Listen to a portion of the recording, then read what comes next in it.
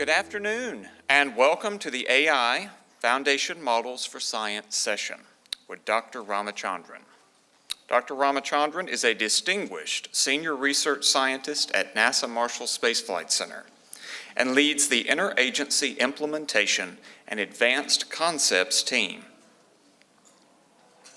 His research interests span a range of topics including data science, informatics, and AI/ML.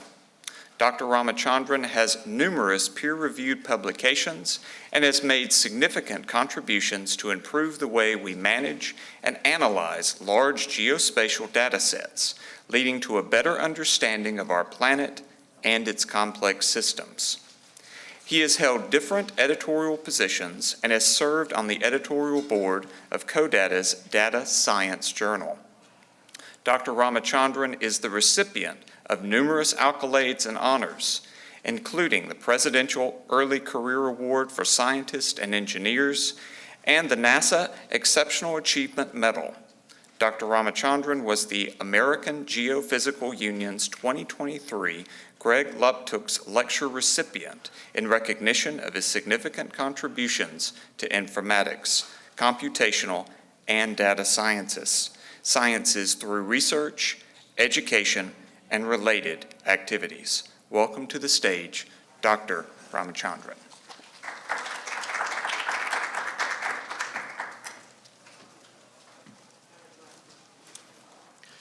Thank you so much. Good afternoon, everyone. Before I get started, I want to ask how many of you are actual practitioners of AI and machine learning? Hands up. Just one. Okay. I'll try to tailor my talk so that I don't get into the weeds of the topic of foundation models.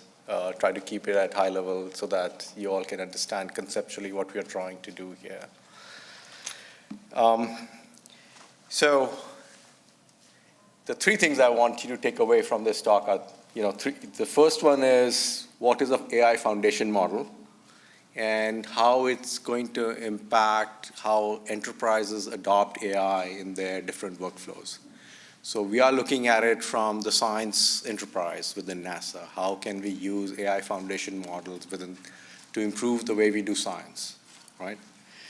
The second takeaway here is these foundation models can help you manage large data sets and also how we extract insights from these large data sets that we have. And the third takeaway is in terms of not everything is as rosy as I tell you. There are challenges in terms of how you build these foundation models and also how you have to change processes when you try to infuse these into your day-to-day process of analyzing scientific data or managing scientific data.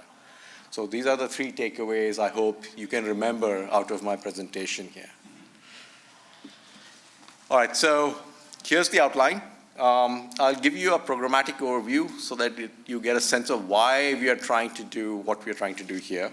I'll talk a little bit about inflection point in AI, look at the arc of AI and where we are now. Then we'll look at upstream, which is, when we get data from our different instruments on the different satellites or other platform and assets that we have, the scientific data sets, how we go about managing those data sets, the data stewardship processes that we have to use, and how the AI can impact the upstream aspect of data management and data stewardship. And then obviously downstream, where a lot of the focus is on data analysis. When we have these large petabytes of data sets, how do we extract insights from them? And the conclusion of the presentation is talking more about the summary. What does the future look like for us? What are the takeaways and challenges that we have to address? So going over the programmatic overview, so most people,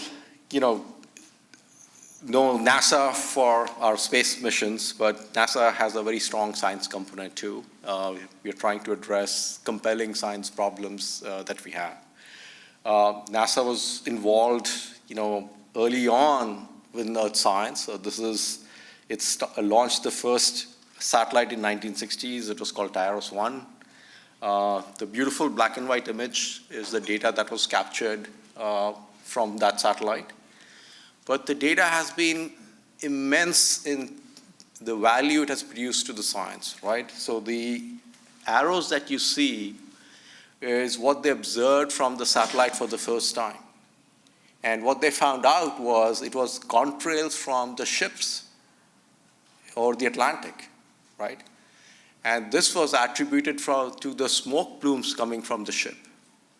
So that started a whole new science area of looking at aerosols and impact of aerosols, which led to, how does aerosols impact the radiative budget and then the climate change, right? The role of aerosols in climate change.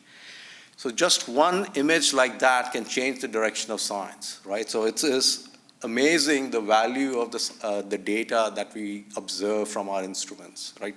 We say our data changes the direction of science. But the thing is, the analysis was done by one or two analysts looking at the data.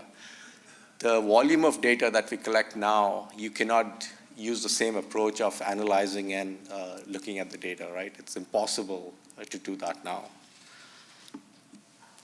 So it is not just the value of the data at that moment, but the data also has enduring value. This is a quote from the NRC in 2002, which basically says, after the instruments have gone away, what will endure is the data sets, the volumes of valuable data sets that have been collected over the lifetime of these missions.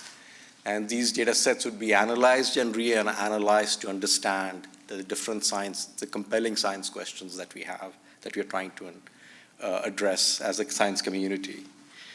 So the challenge for us is, how do we manage this large amounts of data and how do we distill it into meaningful knowledge? So in numbers, what does this mean? So this is just looking at earth science. This is the numbers from earth science only. So in end of 2023, our archive, which is the amount of science data we have collected from different sensors, from different satellites, from other assets, is close to 100 petabytes. And with the 13 new missions, the high data rate missions that we are planning to have, it's projected to grow over a few years to about 600 petabytes. So the way we analyze, we have analyzed the data in the past will not work at the scales that we are actually collecting the data. So we have to look at completely different ways of analyzing the data. It is not just an analysis of the data, it's also how we manage the data, right? 600 petabytes is not a small amount of data to manage, do data stewardship on. So we need to come up with different ways of doing business that can address the scale that we deal with. It is not just the data, we serve a wide variety of science communities. So this is from Earth Science again, the user community. We have about 5 million users worldwide that access our data sets, use it for different science applications, developing applications of societal benefits. So we have a wide range of user community that we need to support with our scientific data sets that we capture. So this is a picture that is near and dear to my heart. This shows the building blocks for science. So bear with me, it's a little complicated. So in the center is the data, right? Everything starts with the data. The inner circle is the data lifecycle. So this is the engineering process that we go through, that once the mission is launched and we have satellite in space, it's collecting the data. It's then converted from the bits from an instrument into some useful scientific parameter, right? That's the product generation that goes through. And that is a complex process where it goes through production. There is documentation that is generated with it. It's put into systems so that people can discover and use it.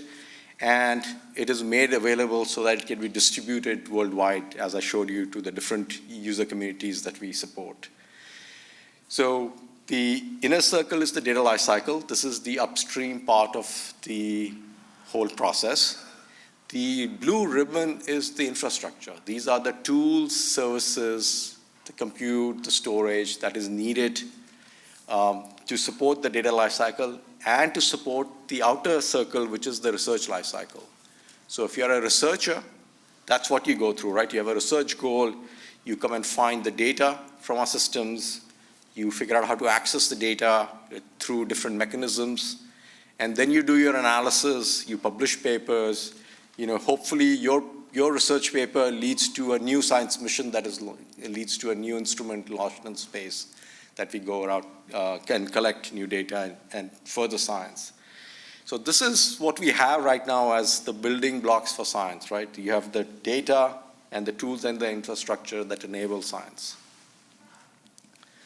So the question that we are asking when we're dealing with the issue of scale that we are facing right now is how do we improve the research process as well as lower the barrier of entry for people to effectively use these complex data sets that we hold, right?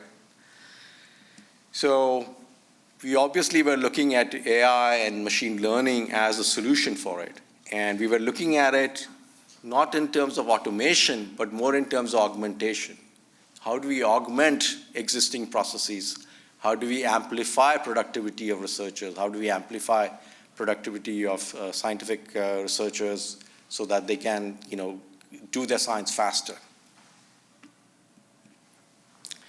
So switching over to, AI, and this is a really nice figure that shows kind of an arc of the progress of AI.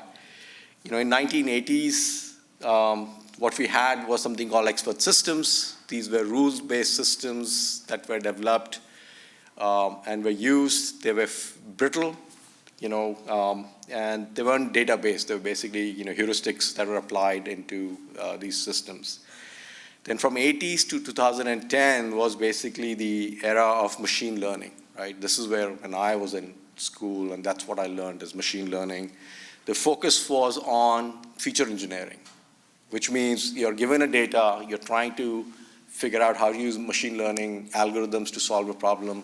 You first have to figure out how to convert it into this notion of a feature vector, and then you can solve it, right? So that's the whole focus was on feature engineering. And from 2010, what happened was this whole deep learning took off. They figured out the issues were the neural network at that time, the vanishing gradient problem. So now if you had large amounts of labeled data, which is your training data, and you had access to compute, you could build these complex deep networks to solve problems using these deep networks, right? So that was the big focus from 2020. The big shift happened in 2017.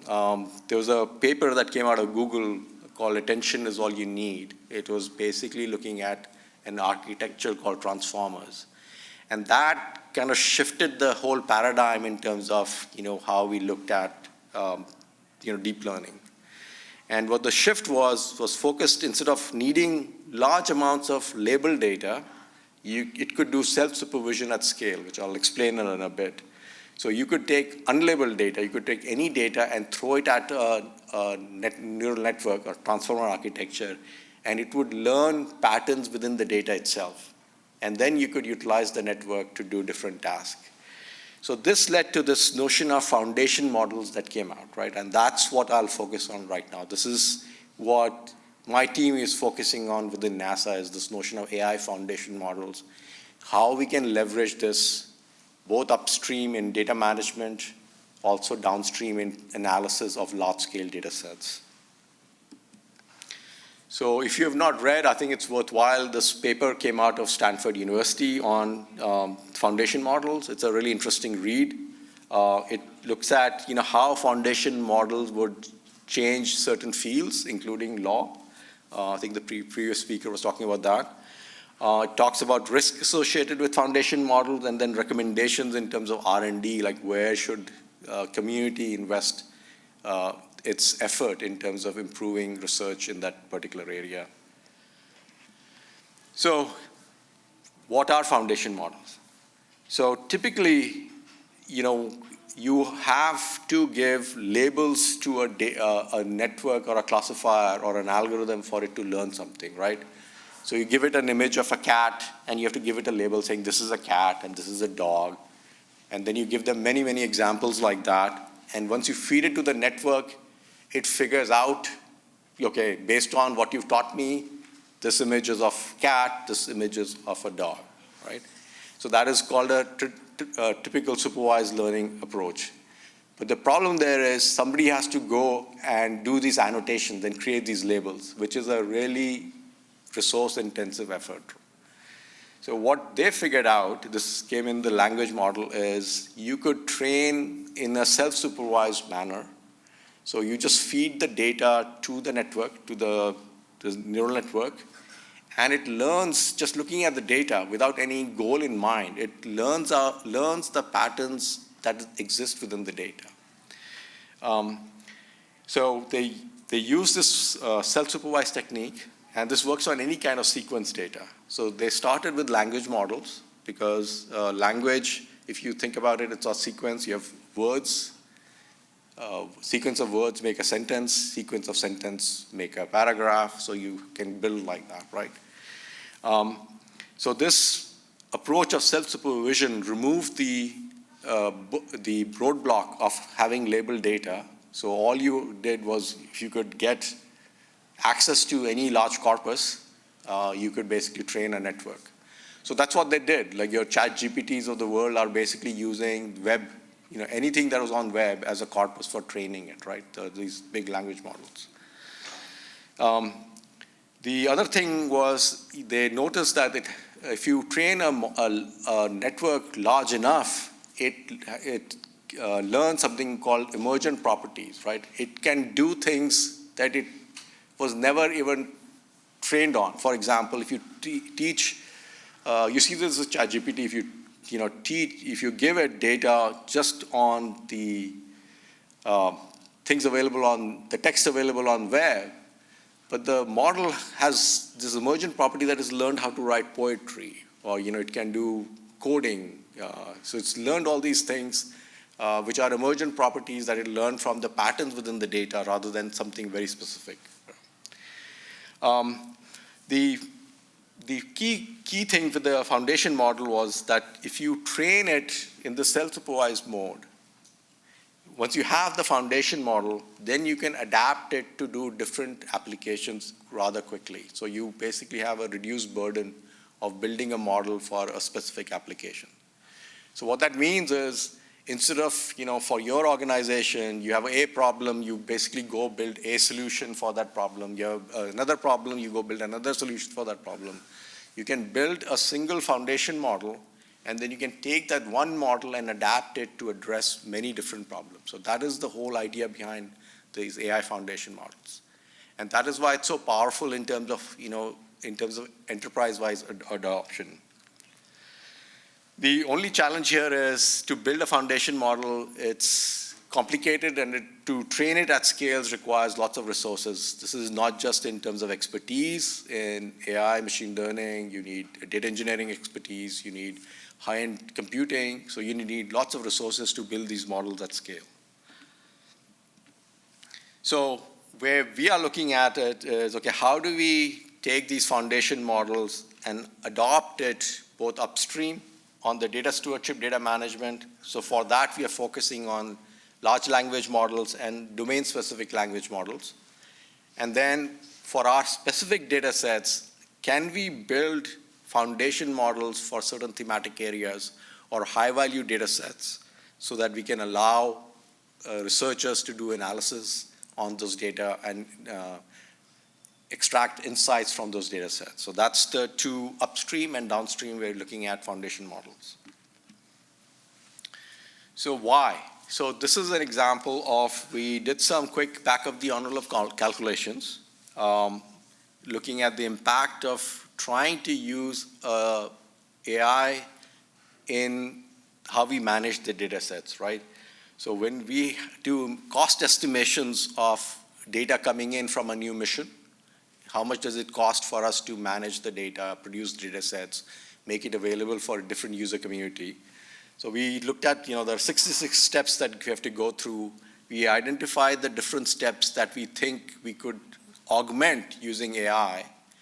And based on that, we said, okay, if we, for these particular steps, if the labor saving is 20%, 50%, 75% reduction, how much does that impact our overall budget? So we see that the mean cost savings range from 8% to about 34% in terms of how we manage the data set. So that's a lot looking at the life of a mission in terms of how we manage the data. So there's tremendous value in trying to use these in different steps of data management and data stewardship. And some examples of where we could use it, some examples are pretty obvious, like chatbot to do user support for science community, where they have questions about how to use the data sets, those could be answered directly. But other ones are not so obvious, like doing the documentation for the data set, doing metadata quality checks on these data sets. We can use this AI to help improve our existing processes. So for downstream, I think when we were looking at trying to infuse AI into analysis, we held this workshop in 2020.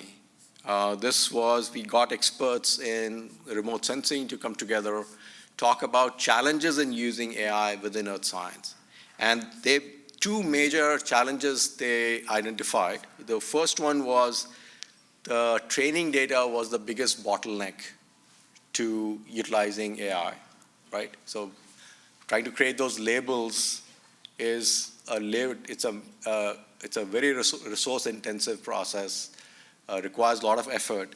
And the second is the AI models need to generalize over space and time. So that means is if I develop a model that identifies crop over Kansas, should be able to work when I'm applying it over Europe, right? Right now, what you have is a model that's developed over US will not apply over another spatial region. So how can we look at solutions that can solve this problem? So when foundation models became an alternative, this became, it addressed both these challenges that were posed in the workshop, the training data issue and a model that could generalize over space and time. So what we want to do is move away from the model that exists right now, that's at the top, right? So where you have application, you build a machine learning model specific for that application. And this is done by everyone, like every group goes and builds their own application every time. What we want to get to is the second model at the bottom, where you take your data, you build one foundation model, and then people use that foundation model to do applications and develop applications. So for us, we were wanting to look, can we build these foundation models for representative data sets within our archive? So we have optical remote sensing data. Can we build a foundation model for optical remote sensing data? Can we build a foundation model for a SAR data set? Can we build a model for climate simulations so it can help with climate studies, weather-related studies? And the other thing we want to check is, what is the model actually learning? Is it actually learning underlying physics, or is it just learning patterns? So I hope I've made a case for why we should look at AI foundation models for science. And I think the next set of slides, I'll talk about where we are in this journey and the work that we've done in terms of building these foundation models for both upstream and downstream. So for upstream, we are looking at a large language model for science. This is work done in collaboration with IBM Research. We wanted to see if we need to build a domain-specific language model so that we are not relying on GPT or other general-purpose language model.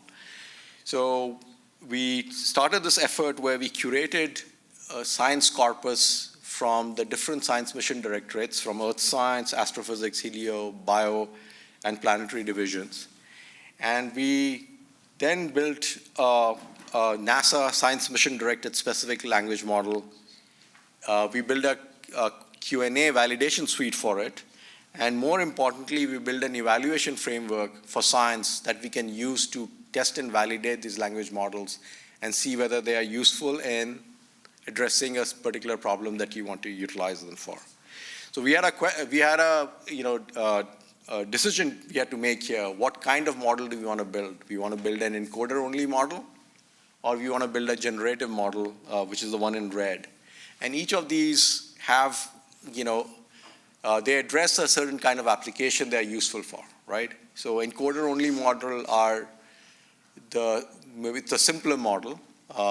They encode the patterns, the linguistic patterns in the embedding space.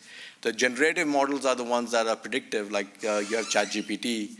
But for an agency like NASA, we are really concerned with the generative model if we build because of the issue of hallucinations, where we have a model that if it gives a wrong answer, coming from our agency, it could cause us problems. So the risk was too high for us to build a generative model.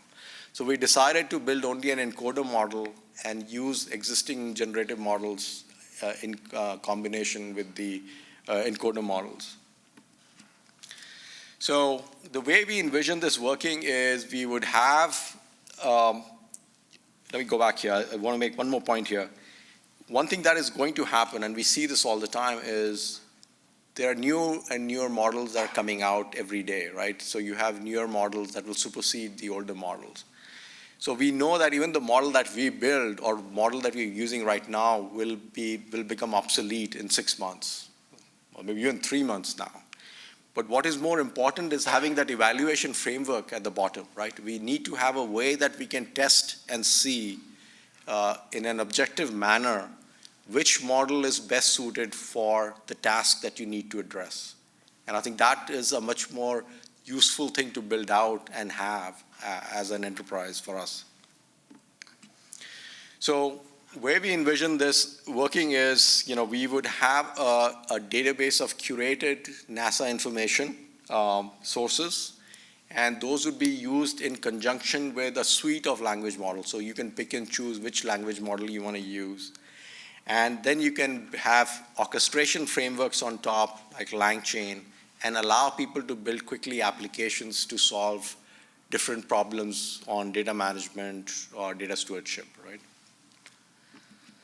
So I'll show you some examples of how we are using this currently. This is using the language model in a science discovery engine. So the model that we developed, the encoder model that we developed, we are using to help find corpus in our archives which can address the question. So in this case, the user is asking, where did Perseverance land on Mars? The encoder model that we're using is used to semantically map this question against paragraphs in the corpus and then give you the closest match corpus back to you. So there is no generative part in here. It is just doing semantic matching and returning you the parts of the documents that have the answer. You could combine a generative model here also. So you could then use the existing approach, return the top 5 paragraphs to a generative model, and ask it to summarize the answer back to the end user. So it is basically more in a form that is recreated, but it is grounded. So that is kind of the rack pattern that people follow, right? So this approach prevents the hallucination in the sense that it is grounded based on the context it has been retrieved. So it cannot make up an answer. It will basically first find the paragraphs in the documents and then use that information within the documents to actually create an answer back for you. This is another example. This is an example of actually using ChatGPT API, is where a user is asking a scientific question in a natural language, right? How many active fires were there in the US yesterday? What's happening in the back end is that query is then converted into sequence of steps by the model itself, right? So it first figures out, okay, I need to convert this question into a SQL query, and I need to then send this query to a particular database. I need to get the results back from that database, and then from the database, the results, I need to reform the results into an answer to give back to an end user. And that is what this is doing. So this is kind of what we envision the future would be, where people can come and query our data and find answers like that without really having to know, too much about the data structures and data information. We are also using it in several of our operational processes. The one top left is, it's a search and discovery engine.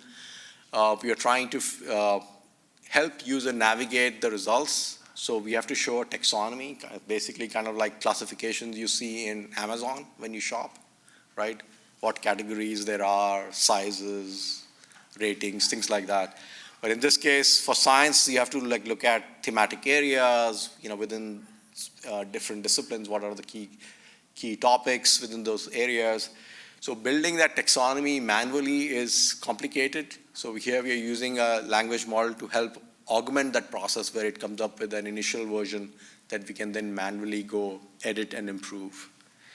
The bottom left is an example where a data steward, when they're writing documentation for a data set, they have to annotate keywords. They have to give keywords so that the data set is searchable based on those keywords.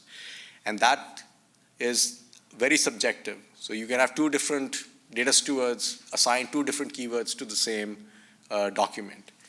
And what this does is it makes it more objective, where the keyword recommender is basically giving suggestions to the data steward and saying, hey, these are the keywords I would recommend. So it enforces consistency, how we create the documentation and metadata for that particular data set. And the third one on the right is actually a really simple use case, but really helpful for us. We have this project called SNWG, where we get surveys from all the federal agencies on their needs on Earth observations. This is done every 2 years. So what we do is we send out a survey to the different agencies, and then they answer back their specific needs. And what we have to do is all these needs that we get, somebody has to go manually read all the needs and then bin them into the key thematic science areas. And then they're given to those experts in those science areas to figure out how can we address those needs. So this process of somebody going, typically a program scientist going and reading all the results that are coming back, took about four weeks to a month and a half of effort. But what we did was, we said, we can just bin it using machine learning approaches here.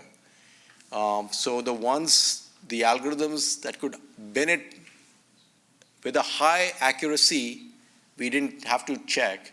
The ones where the accuracies were low, the program scientists would go and check them and see, the algorithm is saying that this should be, atmospheric, the area is atmosphere. But after reading it, I think this should be something else. So this reduced the effort going from 4 to 6 weeks down to a week. So we could basically compress our time on how we could respond to these surveys by just using it. So these are some simple examples which are not flashy in sense, but are very effective in terms of improving our operational processes and reducing our burden and reducing our overhead. So that's using them upstream, and I'll talk about now downstream. Now, how do we build geospatial foundation models for our data sets? So the first data that we looked at was optical remote sensing data. This is a data set called Harmonized Landsat Sentinel-2. This is a data set that's produced here at Marshall. What this data set does is it takes input streams from the European Space Agency's Sentinel-2 data and then USGS's Landsat 8, and it harmonizes them so that you can use them interchangeably. So if you're looking at an area over Earth, instead of having to get a satellite image every 30 days, now because the data set is harmonized, you can basically get a satellite image in 2 days now, right? Because you can interchangeably use the data sets. So this is what the HLS data product is. It's a very popular data set. It's used for many different kinds of downstream environmental applications. So we decided, can we build a foundation model for HLS and test it out and see whether it really helps in different downstream applications. So this is kind of a high-level concept of how you build a foundation model. So obviously, the first thing is you have to do data munging, which is all the data pre-processing you have to do. In this case, you have to handle cloud, no cloud, any missing pixels, all that stuff. And then the step of training it is very similar on how you train a language model. So in a language model, the way they train it, and this is where the self-supervised classification, self-supervised training trick comes into play, right? The way they got away with it is, in the language model, they take a sentence, and they mask out a word in a sentence. And then they give that sentence to the network and say, predict that the word that I have masked out. So now the network has to figure out what that missing word is. And so now you don't need any labels. You just keep giving it all the text that you have, keep masking out words, and let it learn on its own. And that is how they basically trained these models, right? So we are using a similar approach. Instead of using words, we say, okay, we will take instead of a word, we'll have a patch. We'll mask out a patch in an image. We will give it to the network, and we'll ask the network to recreate that missing patch on its own. And you just keep giving the data like that to the network until it learns the patterns in the data itself, right? So in a little bit more detail, the figure on top is basically showing the same thing. So a typical transformer architecture has an encoder part and a decoder part. An encoder part is taking the data in its existing form and then reprojecting it in some other space in a way, right? And then the decoder part is what is then doing the filling out the missing patches. So you can see the gray squares are the patches that have been masked out. They're fed into the encoder, and then the decoder tries to predict back what those missing patches should look like. And you keep doing it until it learns this whole, it does it to a certain accuracy level. Once you've done that, you throw away the decoder, and basically you say, okay, now I will only use the encoder. That is your foundation model. You take the encoder, and now you can use that encoder to use it for different applications, whether it's segmentation or regression. And all you have to do is add a different adapter on top for that. So that is the novelty in terms of foundation model. So for HLS, we took the data, we pre-trained it, we built this HLS foundation model, and then we can adapt it for different kinds of downstream applications, whether it's segmentation, similarity search, classification, object detection, image-to-image translation, doing science data product generation. And we tested it out for different applications. I'll show some here in a bit. It's burn scars and flooding. So this is again going into like once you have a foundation model, how do you fine-tune it for your specific application? So you have your data, you take the encoder, and then you add a convolution head or any kind of application head on top. And then based on your training data, you can adapt it so that it can do the prediction for you. So the three applications we tested out the foundation model, one was the fire scar. So this is, it identifies burnt areas after forest fires. So the image is showing you give a satellite image of a region and to the trained model, and it'll infer where the fire had occurred, right? The area in red is where the fire had occurred. Similarly for flood mapping, so you give it an image over a certain area, and then it will infer where the flood has occurred in your image. The third application that we looked at was, this gap filling. So if you have a sequence of images and if you have clouds in between, can you fill in the areas that are covered by clouds, right? So this is what we tested out. So it could basically, the foundation model was used to fill in where the image was covered by clouds. So our evaluation of the foundation model, this is looking at the three aspects of it, right? The top right is looking at performance. So you can see the accuracy from the foundation model beat the baseline benchmarks for those three applications. But what is more interesting is the other two. The one at the right bottom is the samples, the training data that was required for that application, right? You can see the training data using a foundation model was far less than if you were trying to build a model from scratch. And then the figure on the left is showing the compute time that is required, right? If you're using and adopting a foundation model and adapting it for your application, the compute time is much less than trying to build a model from scratch. So it saves the effort in having labeled data, and it saves the compute resources you need for your particular application. So some lessons learned. I think one thing I would like to make clear is, you should not expect a foundation model to outperform all state-of-the-art models, right? If you have enough labeled data and enough compute, you can basically build a bespoke model for your application that would beat a foundation model. But there are advantages of having a foundation model that I mentioned. One is the pre-training, where it has just seen the data. It learns the patterns within the data, which helps it in terms of its performance in different applications, in terms of accuracy and speed. The data efficiency, in terms of the reduced amount of labeled data that is required to build new applications.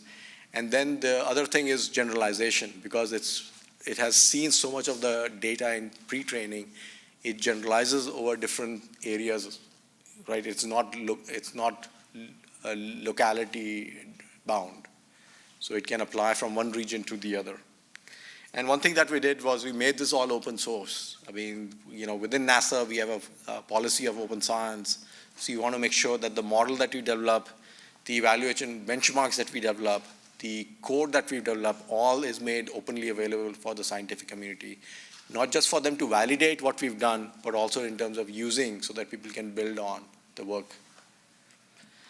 So the next step is apply to a much more complicated data set, right? The one we worked on was optical remote sensing data set.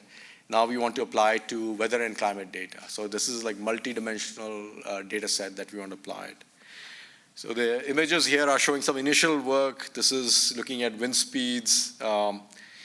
The one on the left is the truth. The one on the right is the one predicted using a model.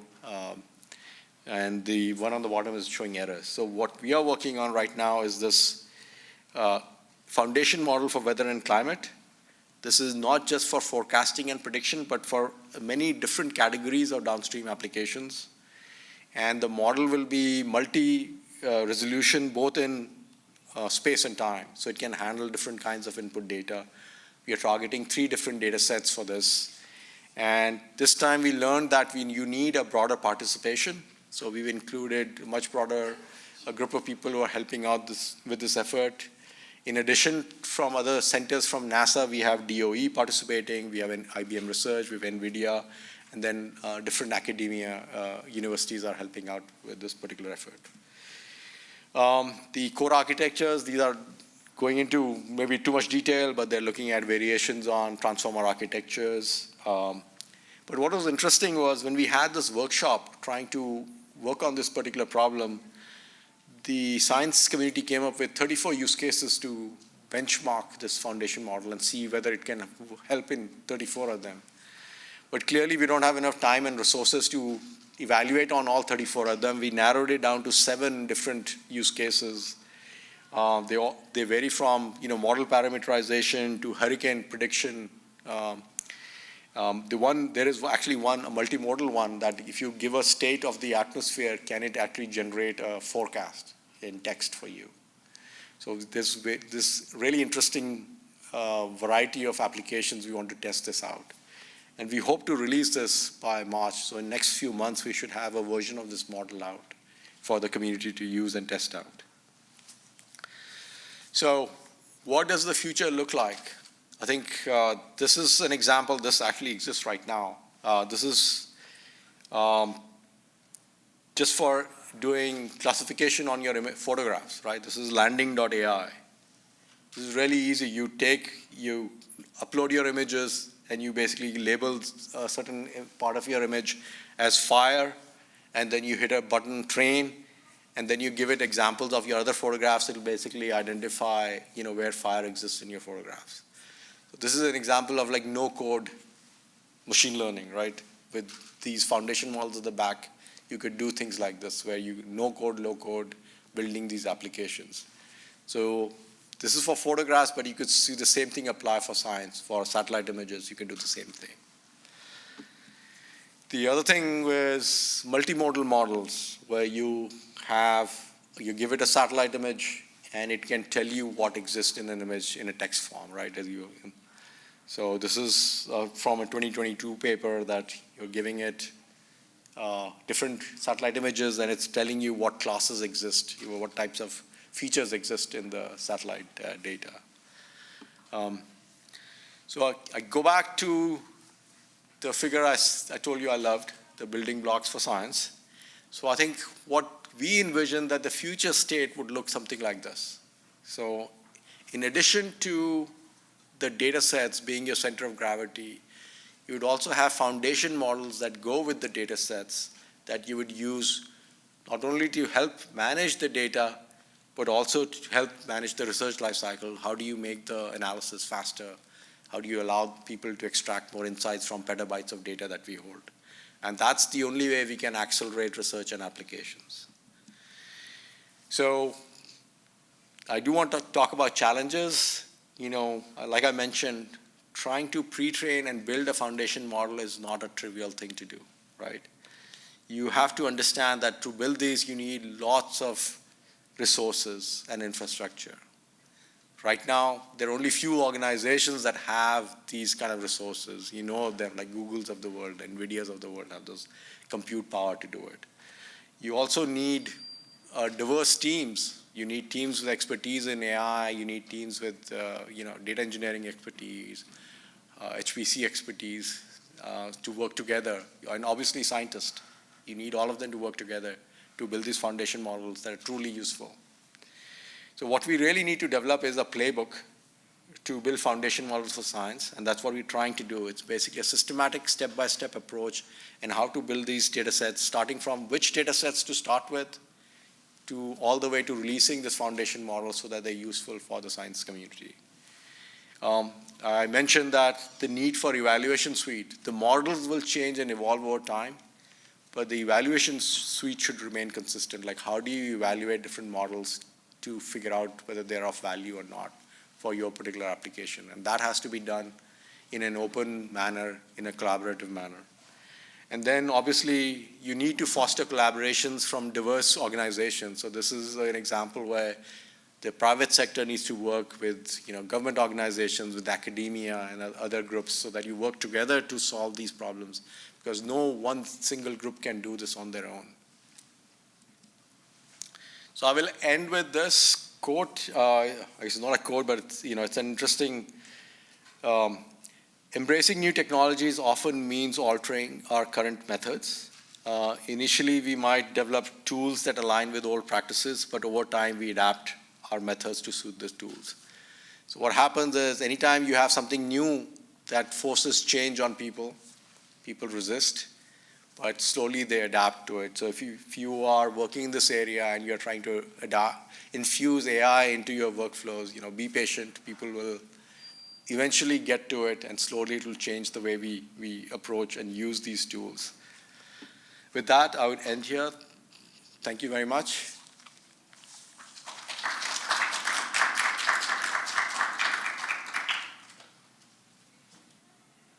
Yeah, go ahead. Hold on. Let me give you one.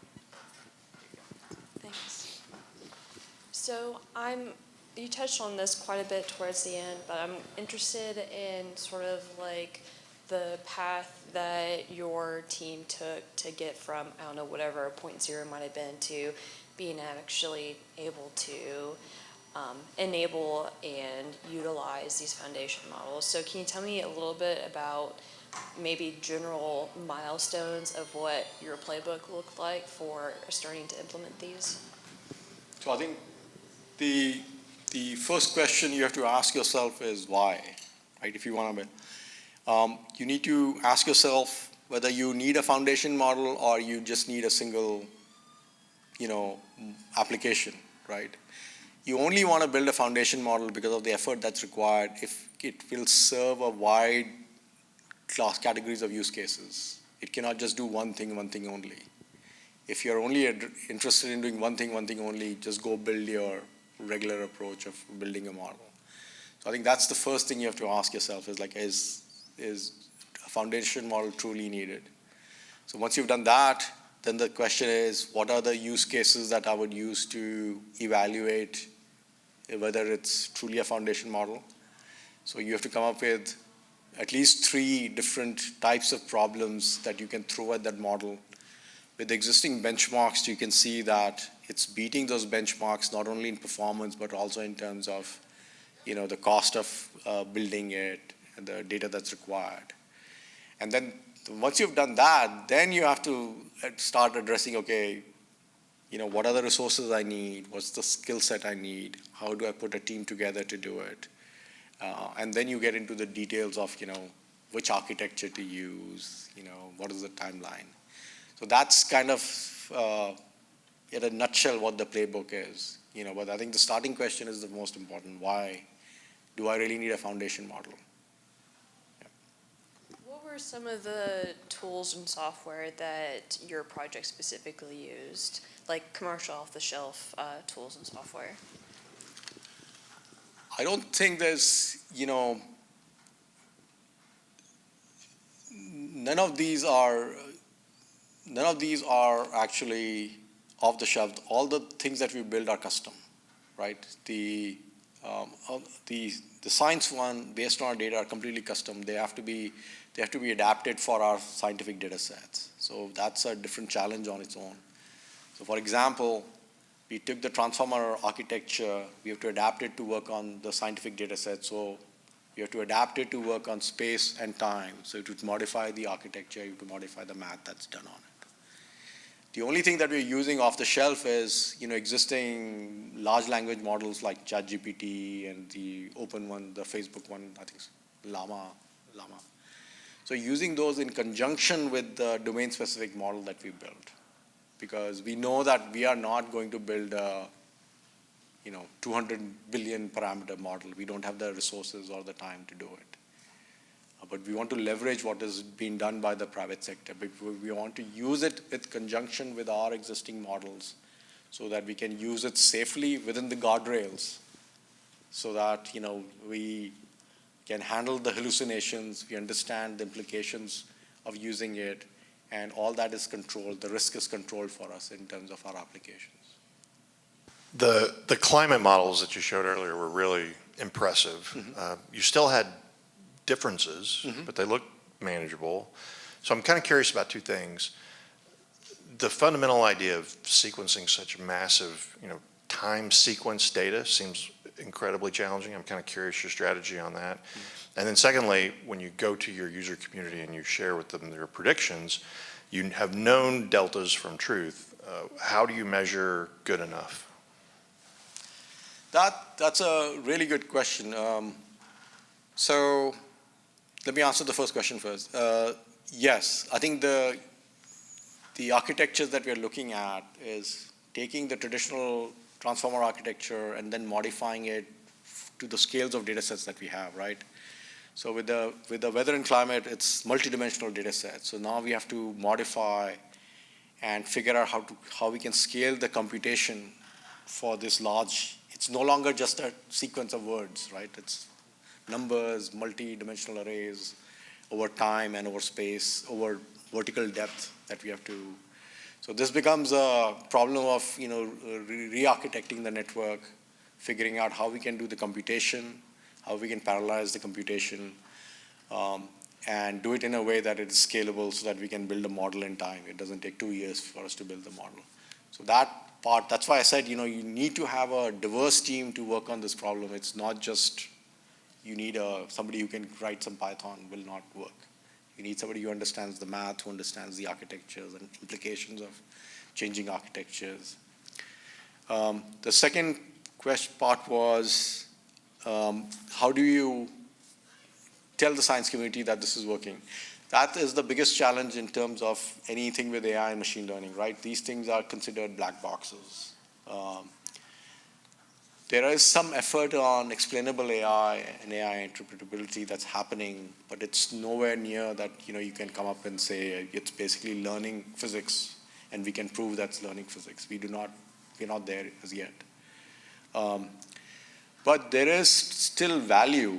In fact, the one that the image that I'm showing is very basic. It's only just doing the wind speeds. There has been new models based on AI that came out from NVIDIA called ForecastNet. There's one from Chinese called Pangu, and then there's Microsoft and Google came out with their own versions of it. They've only focused on forecasting, but one thing that they've shown is that they can do emulations, weather emulations up to 14 days very accurately. And the compute required to use the AI is much smaller than what is traditionally used with a numerical prediction model, right? Those require a lot of compute. So for people who are, for business areas, it's a win-win, right? Like you can now quickly do weather forecast out for 14 days. So there are different application areas where maybe the rigor is not needed, and there is certain value in terms of having these models produce forecast and generate forecast out. I think what we are trying to look at is how can we build a model that is not just doing forecasting in the future, but also helping other science problems that NASA is trying to address. Can it help solve some of those problems? So, good question, though. Just to tail on that a little bit, I'm curious, do you then compare to, say, extant numerical prediction models and things like that? Is that a way that you could say, because I know I've looked at ForecastNet, I've looked at a couple other ones, I know some of the researchers on the NOAA side as well that are like, oh no, numerical prediction is the only way to go.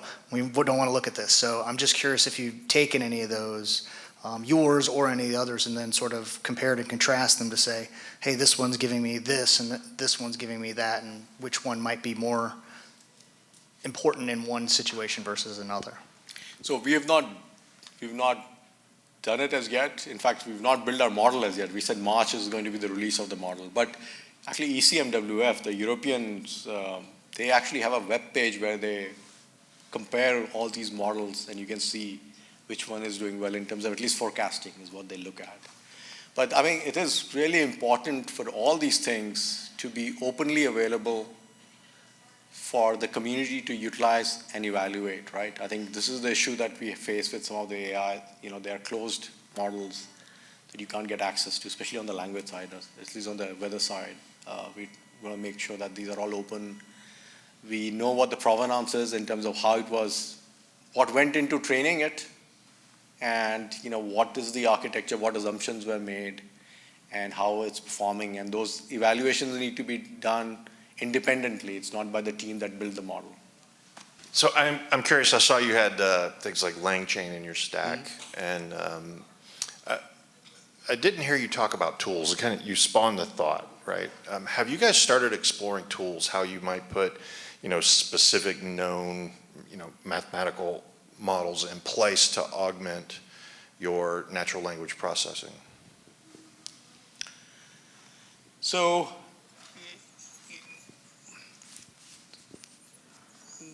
we are approaching right now, and this is based on what we know as of now. This may change, Next model may allow context length of, I don't know how many trillion tokens, that it may not be needed anymore. But right now the thought is, most of you may know, the RAG pattern is like the approach, which is a safer approach to address hallucination, right? So for those of you who don't know, it's retrieval augmented generation. So a user asks a question, that question is then sent to a known corpus, which is your curated corpus. It finds the matches of paragraphs that address that question, and then that is given to your generative model to answer back. And you get an answer back, and you get citations with it, so you know that the answer came from these sources and you can go verify. So that is kind of the RAG pattern. That is what we are working on right now is, okay, for our corpus of science, can we build a RAG pattern? But maybe the thing may change that you will not need the retrieval part anymore. The context length will be so large that you can feed in all the documents or the journal papers, and it will actually spit it out that you don't need that infrastructure. Not sure I answered your question. Well, so I was specifically thinking about, you can give these language models tools that'll do things like send an email or whatever, query a database. You talked about querying a database. I've never seen anybody put a computational function and give that power to a language model. It seemed like it would be applicable potentially to the work that you're doing, and wondering if you'd explored it. So the way it's done right now is you can spawn off like a program, right? You can basically invoke a program through the model itself. So that's the example I showed where it was doing a SQL query to a database endpoint was basically a variation of that, but it could write a little program and then do a computation and bring it back. So those possibilities are there, but we've not. The issue that I have with language models right now is it's very easy to do demos and prototypes, but I think the question is, can you turn them into full-blown applications in that you can deploy in operations? And how do we do that in a way that it is safe and the results are consistent, so you don't get different answers every time? Anyone can do like nice demos right now, right, with ChatGPT or any of these models. All right. Well, thank you to our speaker, and thank you all for being here.